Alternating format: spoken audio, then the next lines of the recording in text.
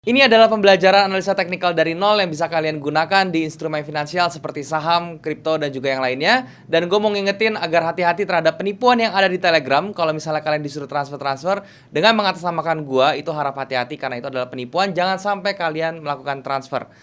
Dan juga kalian bisa subscribe channel ini kalau misalnya kalian merasa channel ini bermanfaat untuk kalian. Dan juga bantu like video ini dan juga share ke teman kalian yang lain. Nyalain notifikasinya, loncengnya dinyalain supaya kalau misalnya gue update video kalian bisa langsung dapat notifnya. Oke? Selamat belajar dan semoga bermanfaat.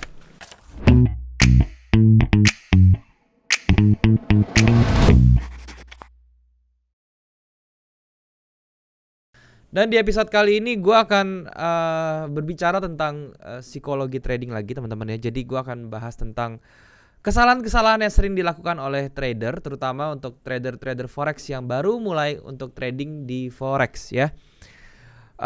Memang mungkin apa ya, ibaratnya kesalahan ini mungkin sudah kalian sering dengar ya. Cuman di sini gue akan ulang terus supaya apa ya, kalian tidak mengulangi hal ini ya, karena ini adalah kesalahan basic yang menurut pengalaman saya itu pasti akan terjadi di setiap trader yang baru mulai ya. Kalau misalnya kalian melakukan kesalahan ini, nanti gue kasih juga tips and triknya atau solusinya seperti apa. Jadi kalian bisa belajar dan mudah-mudahan tradingnya bisa menjadi lebih baik gitu ya. Oke, langsung saja ke kesalahan yang pertama teman-teman ya. Yang pertama itu adalah tidak ada trading goals ya. Jadi no trading goals. Ini adalah kesalahan yang pertama. Kesannya memang ini receh teman-teman ya. Trading goals ini kesannya receh. Receh lah. Ibaratnya kalau nggak usah ngelakuin juga nggak apa-apa. Toh gue mungkin ada yang pernah bilang juga, gue nggak pernah punya trading goals tapi gue trading baik-baik aja gitu. Oke, apa ya? Kalau misalnya kita compare teman-teman ya, kalau misalnya kalian punya trading goals dan tidak punya trading goals, ya itu akan, percaya sama saya, itu jauh lebih baik kalau misalnya kalian punya trading goals. Trading goals ini meliputi apa saja dan apa contohnya gitu ya. Yang pertama teman-teman ya, dari segi stylenya, teman-teman kalian harus tahu nih ya, sebelum kalian mulai trading forex ini kalian mau style seperti apa? Apakah kalian mau menjadi seorang day trader ya, day trader, atau kalian ini mau untuk menjadi investor gitu ya.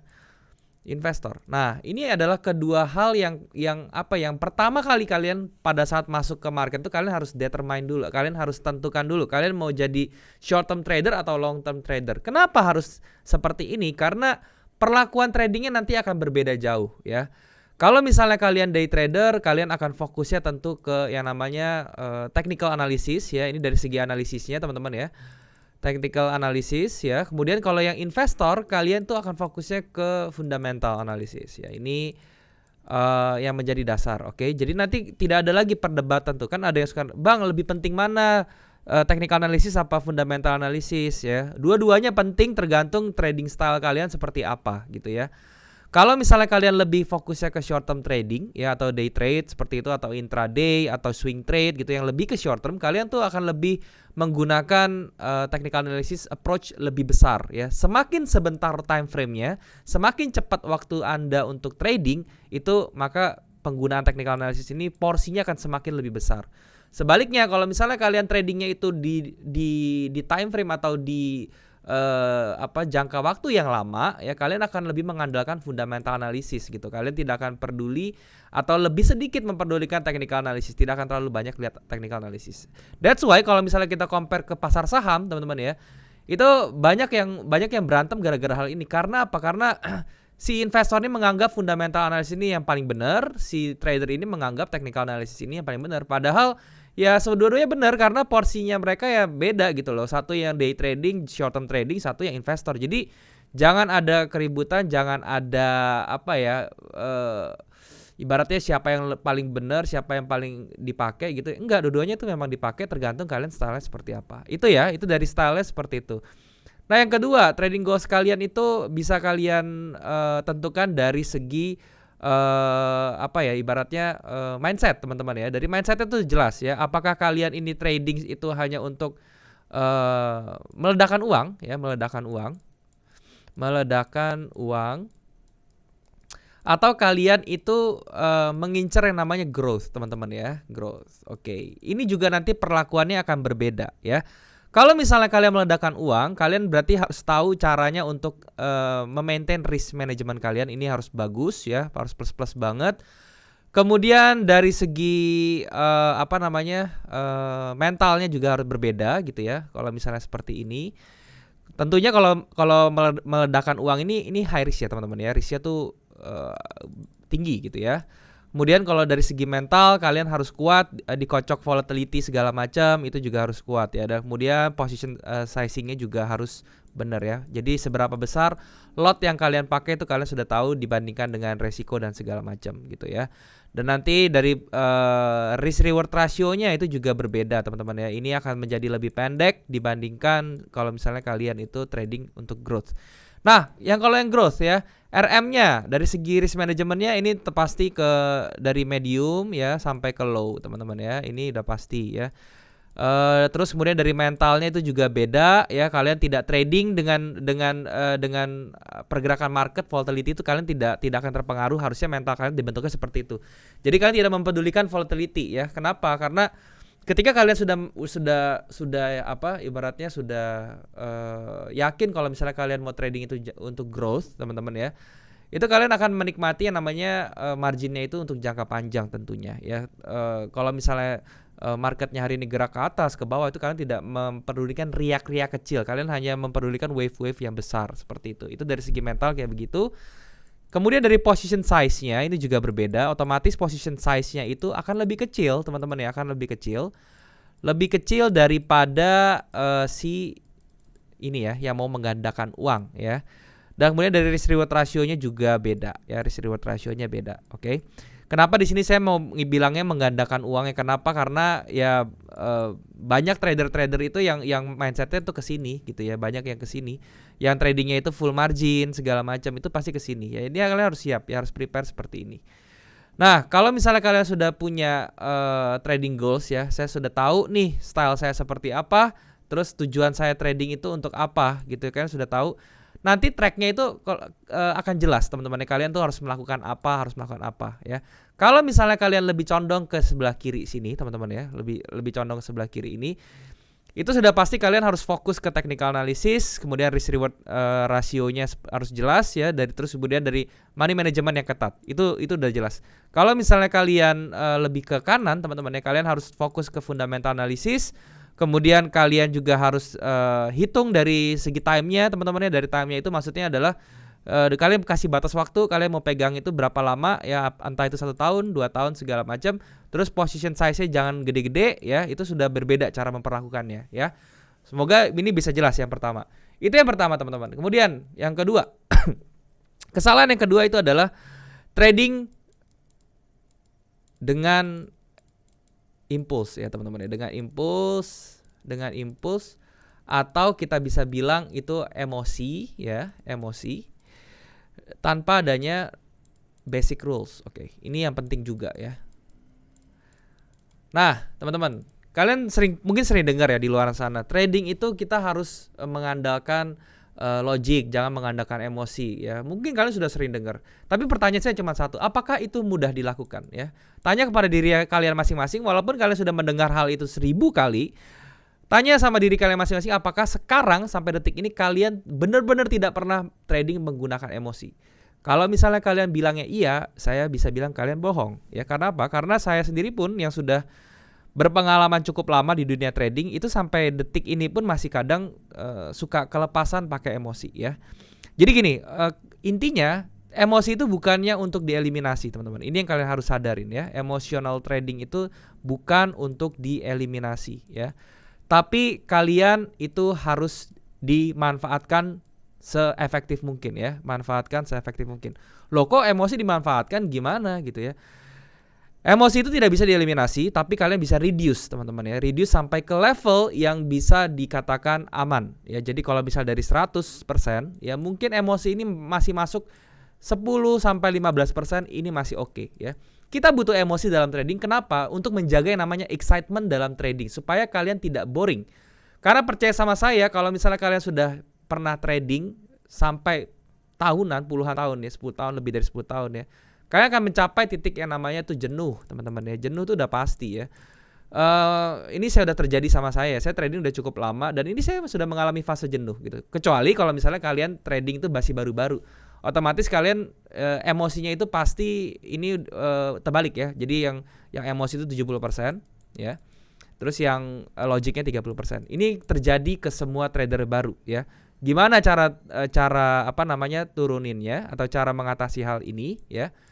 Kalian set namanya basic rules ya. Basic rules ini kalian harus set ya. Ya kalau saya sih bilangnya prinsip dasar ya. Jadi setiap trader itu memiliki rulesnya masing-masing dalam trading yang sebenarnya itu harus ditaati atau harus dilakukan ya. Itu yang dibilang kalau trader disiplin itu ya sebenarnya bukan disiplin dalam tradingnya tapi disiplin dalam basic rulesnya ini. Contoh basic rules seperti apa? Misalnya kayak saya ya. Saya tidak pernah mau trading di hari Senin misalnya.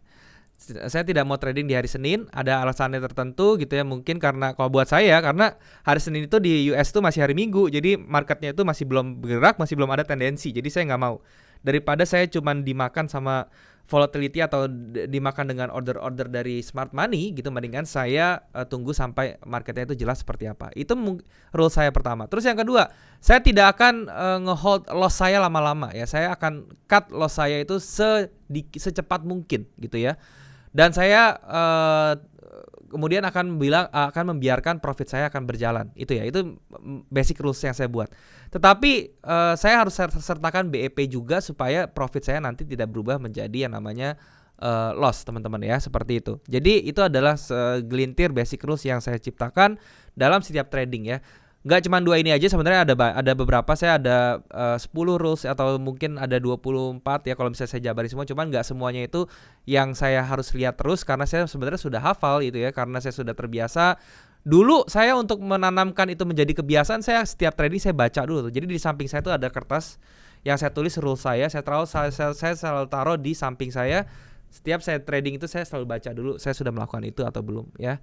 Itu penting ya, ini sangat penting sekali teman-teman. Kenapa? Karena kalau kayak kalian nggak punya ini, kalian tuh kayak trading di lautan luas tanpa adanya kompas gitu loh. Jadi kalian nggak ada arahnya, nggak ada guidance-nya, nanti kalian gampang loss. Loss itu maksudnya apa? Kalian akan terpancing emosinya, terus nanti kalian tradingnya menggunakan emosi, ya. Kalau misalnya kalian yang masih trading masih merasa tradingnya itu ugal-ugalan ya, menggunakan emosi, tidak punya basic rules, ini saran saya kalian bikin basic rules. Ini solusi dari saya, cobain, dan kalau misalnya kalian merasa perubahan, kalian tinggal komen aja di bawah gitu ya. Itu yang kedua, teman-teman. Berikutnya, kemudian yang ketiga ya, itu adalah tidak adanya risk management. Ini yang berbahaya, tidak adanya risk management. Trading tidak menggunakan risk management tuh bisa terjadi karena 2 hal. Yang pertama karena kalian malas, atau yang kedua kalian tidak tahu apa itu risk management. Ini yang bahaya yang kalian nggak tahu ya. Jadi risk management ini adalah kalian harus tahu ya seberapa besar kalian loss ya, dan seberapa besar kalian profit. Ini yang kalian harus tahu ya. Yang wajarnya atau yang yang bagusnya, lossnya itu harusnya lebih kecil ya, profitnya lebih besar. Ini yang sudah sewajarnya ya. Nah, ini perbandingannya berapa? Ya kalau saya sih biasanya 1 dibanding 1,5 ya. Ini adalah patokan awal saya. Jadi ketika saya lossnya itu 1, saya harus profitnya 1,5. Ini diterapkannya di mana? Di SL dan TP kalian. Ya, ini bisa diterapkan di situ. Jadi ketika SL kalian, misalnya kalian SL itu 50 pips ya, kalian set SL 50 pips. Kalian lihat marketnya, apakah market kalian bisa ngasih TP kalian 75 pips minimal ya. Kalau misalnya tidak bisa, ya udah kalian jangan ambil trade ini, kalian skip dan kalian cari market baru yang bisa kasih perbandingan risk rewardnya itu adalah 1 dibanding 1,5. Kenapa seperti ini? Karena in the long run, teman-teman ya, ini akun kalian akan terus bergerak ke atas kalau misalnya kalian seperti ini ya. Dan ibaratnya kalau misalnya kalian trader baru, itu saya asumsikan winning rate kalian tuh masih dibilang rendah ya. Kenapa? Karena itu hal yang wajar. Kalau misalnya trader baru, winning rate pasti rendah ya. Rendah itu berapa? Ya kalau misalnya kalian bisa sampai 50% aja winning rate itu udah bagus menurut saya kalau untuk trader baru ya. Nah, saya ambil misalnya kalian sudah mencapai 50% winning rate ya. Terus kalian compare dengan cara seperti ini, ketika kalian loss itu kalian lossnya 1, kemudian kalau misalnya kalian profit kalian 1,5 ya, dari 10 kali trade. Kalau misalnya kalian lossnya itu winning rate 50%, berarti kan lossnya 5, kemudian profitnya 5. Nah, berarti kalau misalnya lossnya 5 ketika dia sekali loss 1, itu berarti kan 5. Dan kemudian kalau misalnya kalian profit itu kan 1,5, berarti kan 7,5. Ini selisihnya kalian masih dapat profit intinya 2,5 ya. Nah ini kalian tarik panjang, akun kalian akan growing teman-teman ya. Jadi ini kuncinya, kalau misalnya kalian pengen yang stable atau konsisten dalam profit, kalian harus punya reward management yang bagus gitu. Oke? Itu yang ketiga. Kemudian yang keempat. Yang keempat ini adalah hal yang paling sering dilakukan terutama buat teman-teman yang baru mulai trading. Itu adalah revenge. Oke. Revenge ke market ya, ke market. Apa itu revenge ke market ya? Ini artinya adalah Indonesianya dendam, teman-temannya dendam. Oke. Jadi saya sering dapat kasus teman-temannya melihat teman-teman saya, lingkungan saya yang baru-baru belajar trading gitu ya. Dia kesel gitu ya. Jadi dia ambil trade ya, misalnya dia ambil trade di XAU gitu ya, XAU USD, terus dia beli misalnya buy di 18.30 gitu ya. Kemudian pada saat dia beli, dia stop loss dia misalnya di 18.10 apa 1.800 gitu misalnya, dia stop loss di sini. Nah, marketnya itu turun teman-teman ya. Pas dia beli marketnya turun. Dia turun sampai ke 1799 ya. Kena 179, stop loss dia kena ya. Habis nih stop lossnya kena. Begitu kena 179 dia naik. Naiknya sampai ke 1850 misalnya. Kayak gini teman-teman kasusnya. Ini pasti sering yang ngalamin kayak gini ya. Dan dia kesel ya, kesel. Ih gila kenapa sih kok trade gue, stop loss gue kayak dicolek doang, habis itu harganya langsung naik ke atas. Gue nggak seneng nih, pokoknya gue mau entry lagi. Nah itu namanya dendam teman-teman. Dia nggak seneng kena stop loss yang begitu menyakitkan seperti ini. Terus dia jadi dendam sama market. Abis itu dia entry-nya udah pasti next entry-nya itu udah nggak ada logiknya. Yang pasti next entry-nya itu udah pakai full emosi teman-teman ya, seperti itu. Oke. Jadi ini adalah hal yang berbahaya. Saran saya, jangan pernah dendam sama market. Kalau misalnya kalian loss, akui itu adalah kesalahan Anda, bukannya kesalahan dari market ya. Karena kan kalau misalnya orang yang sudah loss itu udah mulai dari namanya sindrom nyalah-nyalahin apapun ya. Bisa nyalahin orang, bisa nyalahin marketnya, bisa nyalahin jam tradingnya, bisa nyalahin sistemnya, bisa nyalahin apapun disalahin sama dia ya. Saran saya kalau misalnya loss atau profit, take it for yourself teman-teman ya. Itu adalah kesalahan Anda. Kalau misalnya kalian loss, kalau misalnya kalian profit, itu adalah kehebatan Anda ya. Jadi itu tidak perlu ngundang-undang atau tidak perlu menyangkut pautkan dengan faktor eksternal di luar diri kalian sendiri ya. Jadi revenge ini sangat berbahaya. Ini yang sering bikin akun kalian itu habis MC. Kenapa? Karena revenge itu biasanya lotnya udah nggak bener tuh. Lotnya bisa digandain lah ya. Kemudian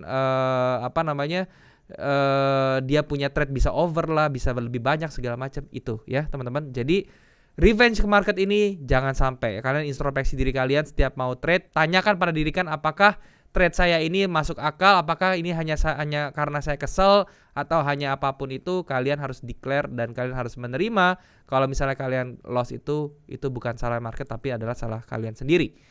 Oke, itu yang keempat.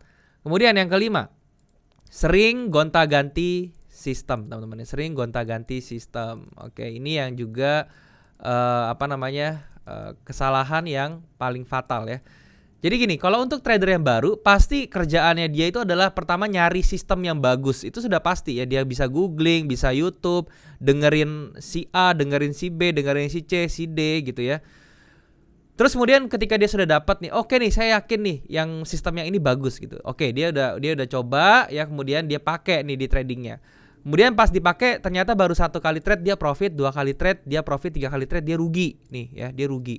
Nah begitu dia rugi teman-teman ya, dia itu berpikir, aduh ini ternyata sistemnya nggak bener nih, masih bisa loss nih, gue cari yang lain lagi. Dia ganti, dia muter-muter lagi di internet, cari lagi trading sistem kedua yang menurut dia bagus. Kemudian dia ketemu lagi, dia coba lagi, 1 kali profit, 2 kali profit, 3 kali profit, keempat kali rugi. Dia ngamuk-ngamuk lagi, terus kemudian dia bilang, nih profit sistemnya masih nggak bener nih. Dia muter-muter internet lagi, begitu seterusnya teman-teman ya. Nah ini saya kasih tahu teman-teman ya, kalau misalnya kalian trading di dunia di instrumen apapun lah ya, saham, forex, kripto ya, terus kalian berharap ketemu satu sistem yang benar-benar bikin kalian itu dari awal trading sampai kalian nanti tua itu untung terus, mendingan kalian nggak usah trading ya. Kenapa? Karena Ibaratnya sistem seperti itu atau kita sebutnya Holy Grail, yaitu tidak akan exist teman-teman ya. Holy Grail itu tidak akan di-share di yang namanya internet. Holy Grail itu tidak akan dijual dimanapun gitu ya. Itu kalau kalian beli atau kalian jual itu bukannya Holy Grail teman-teman ya. Kenapa? Karena sistem yang bagus itu yang bisa dibilang Holy Grail itu adalah sistem yang kalian kembangkan sendiri menurut kalian sendiri ya. Sistem trading itu tidak bisa di copy paste satu sama lain teman-teman ya. Jadi kalau misalnya kalian lihat sistem trading yang bisa efektif yang dipakai sama teman kalian atau sama si A gitu ya. Terus kalian lihat, terus kalian coba kok di saya loss, ya karena kalian itu sama si A itu berbeda ya. Kalian itu emang dilahirinnya sama ya, emang kalian secara genetik 100% sama gitu. Enggak teman-teman ya, kalian tuh diciptakan sebagai manusia tuh berbeda-beda dengan sifat yang berbeda-beda, dengan keunikan yang berbeda-beda, sehingga kalian tuh punya touch yang berbeda-beda atau pendekatan yang berbeda-beda tentang melihat market ya, biasanya tuh beda-beda. Jadi kalian tidak bisa tuh yang namanya beli misalnya, oh ini ada sistem beli nih dijual harganya mahal pasti bagus, begitu kalian coba zong nggak taunya itu ya. Dan kemudian yang kedua, saran saya teman-teman ya, itu kalau misalnya kalian punya sistem baru udah kalian coba ya, terus dari 3 kali trade untung, keempat rugi, jangan langsung diganti lah ya. Mungkin itu ibaratnya bukannya kesalahan sistemnya juga, mungkin ya itu memang bagian dari trading sistem itu ya, karena trading sistem itu ada lossnya gitu loh. Cuman kalau misalnya kalian punya trading system dari 10 kali trade lossnya 9 kali, nah itu udah wajib kalian pertanyakan, baru kayak gitu. Tapi kalau misalnya dari 10 kali trade kalian profit 6 kali, loss 4 kali, menurut saya itu wajar ya. Dan itu bisa kalian riset lebih jauh untuk long run. Long runnya seperti apa gitu ya. Jadi itu, jangan terlalu sering untuk gonta-ganti sistem, karena itu akan membingungkan dan akan bikin trade kalian tuh tidak konsisten ya. Jangan berpikir ketika kalian mencari sesuatu yang terbaik itu akan bikin cepat kalian konsisten, enggak ya.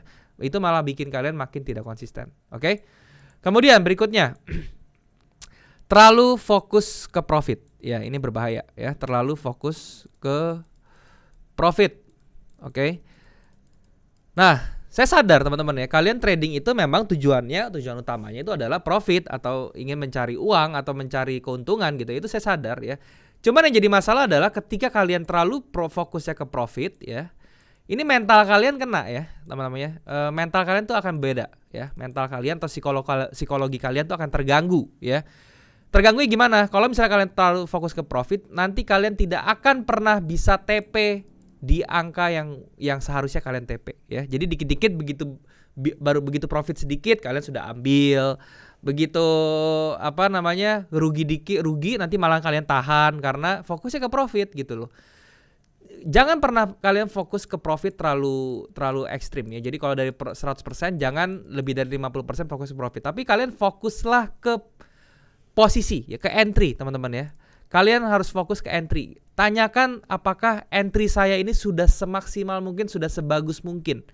Jadi fokusnya itu adalah ke entry ya. Ketika kalian sudah mendapatkan entry yang bagus, yang namanya profit ini akan menjadi reward sekalian, itu ya. Jadi ketika kalian sudah memiliki entry yang bagus, profit ini adalah menjadi reward sekalian. Jangan kebalik teman-teman konsepnya ya. Jangan mikirin profit terus, karena kalau misalnya kalian mikirin dolar terus, nanti ujung-ujungnya saya bilang tadi ya, kalian itu akan merasa ketika kalian untung dikit kalian ambil. Kalau misalnya kalian rugi kalian malah tahan ya. Kalau misalnya kalian merasa seperti itu, ya mungkin secara unconsciousnya itu kalian sudah mikirin profit ya. Kalau misalnya kalian merasa trading kalian seperti itu. Soalnya sering ada nih yang DM saya nanya, "Bang, kenapa ya saya kok kalau trading takut ya profit dikit saya ambil, tapi kalau loss bisa saya tahan?" Ya ini ya, akibatnya itu kenapa kalian terlalu mikirin duit. Mungkin mikirin profit ini ada beberapa atribut atau beberapa variabel yang menyebabkan kalian berpikir seperti ini. Yang pertama, kalian tradingnya itu dengan modal yang terlalu gede ya, kegedean buat kalian. Terus yang kedua, kalian tradingnya itu dengan modal yang bukan uang dingin atau uang yang bakal dipakai. Yaitu nanti ujung-ujung kayak gini. Atau kalian malah lebih parah, kalian trading dengan modal hutang. Itu kalian akan merasakan seperti ini ya. Jadi kalian introspeksi diri kalian yang masih sering merasa seperti ini, mungkin ini bisa menjadi solusinya dan kalian bisa introspeksi diri ya. Kemudian berikutnya yang ketujuh teman-teman ya, ini yang sering dilakukan juga oleh pemula adalah overtrade teman-teman. Oke. Overtrade atau kita bisa bilang trade-nya berlebihan ya. Ada yang DM saya juga nanya, "Bang, trading sehari itu yang paling bagus berapa ya?" Kalau saya pribadi, itu adalah trading yang paling bagus adalah trading yang nggak bikin saya stres, itu jawaban saya gitu ya. Jadi kalau yang trading yang bikin saya stres, ya mungkin kalau saya pribadi saya 1 sampai 3 posisi itu udah cukup per hari ya, 1 sampai 3 posisi itu cukup. Ada orang yang tradingnya itu, terutama yang tradingnya scalping ya teman-teman ya, itu trading tuh bisa sampai ratusan kali loh per hari. Saya pernah lihat loh orang trading itu ratusan kali transaksinya, dan menurut saya itu akan apa ya, akan nguras kalian punya pikiran banget gitu loh, dan itu benar-benar gak sehat untuk trading ya. Nanti kalau misalnya kalian kebiasaan overtrade, itu jatuhnya nanti ke FOMO teman-teman ya, ke FOMO. Karena kalian kebiasaan ya overtrade itu, nanti takut ketinggalan ujung-ujungnya gitu ya. Jadi kalau misalnya kalian itu bisa menjaga yang namanya trade kalian ya, nanti kalian akan sadar bahwa FOMO ini tuh hanya lelucon aja gitu loh ya. Kalian harus punya mindset begini ya, kalian jangan pernah sampai mengejar market. Kenapa? Karena everyday teman-teman, di market forex itu everyday always be an opportunity gitu ya. Jadi gak akan pernah kalian akan kehabisan kesempatan, karena setiap hari di dalam market forex itu akan ada selalu kesempatan ya. Jadi kalau misalnya hari ini gold terbang misalnya, terus kalian ketinggalan, jangan dikejar teman-teman, jangan dikejar. Kenapa? Karena besok itu mungkin gak di gold, mungkin di pair lain, itu bahkan selalu ada kesempatan yang bisa kasih kalian tuh 100 sampai 200 pips tuh pasti ada teman-teman ya. Tinggal kalian itu manage-nya gimana ya. Jadi FOMO ini menurut saya, kalau yang masih sering ketinggalan, masih sering kejar harga ya, masih sering panas kalau ngelihat di grup, di share profit ya, atau ngelihat sosial media banyak influencer yang sering profit, kalian panas, kalian ikut-ikutan ya, jangan lah ya, karena itu akan berakibat buruk kepada kalian punya portfolio atau kalian punya equity sendiri ya. Jadi overtrade ini sangat berbahaya ya. Dan kemudian yang terakhir yang menurut saya itu penting sekali dan jarang orang yang melakukan itu adalah review teman-teman ya. Review kalian punya tradingan ya. Jadi banyak yang tidak melakukan review ya. Ini adalah kesalahan yang menurut saya fatal. Dan ini saya juga termasuk dulu salah satunya yang baru mulai, saya nggak pernah melakukan review ya. Jadi review posisi itu atau review tradingan itu penting sekali ya, karena banyak benefit yang bisa dikasih sama review ini. Dengan review ini aja, yang pertama dari konsistensi teman-teman ya. Konsistensi kita akan dibentuk di sini ya. Jadi yang namanya kalian mau mencari profit konsisten, kalian harus melakukan ini sih, no debat gitu ya.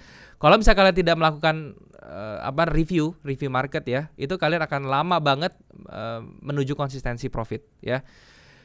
Kalau misalnya kalian mereview posisi kalian bisa mendapatkan yang namanya info teman-teman. Infonya banyak ya. Jadi misalnya pair apa yang paling bikin kalian profit ya. Kemudian itu posisi apa yang paling bikin kalian profit, buy apa sell ya. Kemudian jam berapa yang paling sering kalian bisa bikin profit ya, nanti ketahuan tuh ya. Kemudian misalnya risk reward berapa yang paling sering bikin kalian profit, itu ketahuan teman-teman. Berapa lot yang paling bikin kalian nyaman, itu nanti ketahuan semuanya.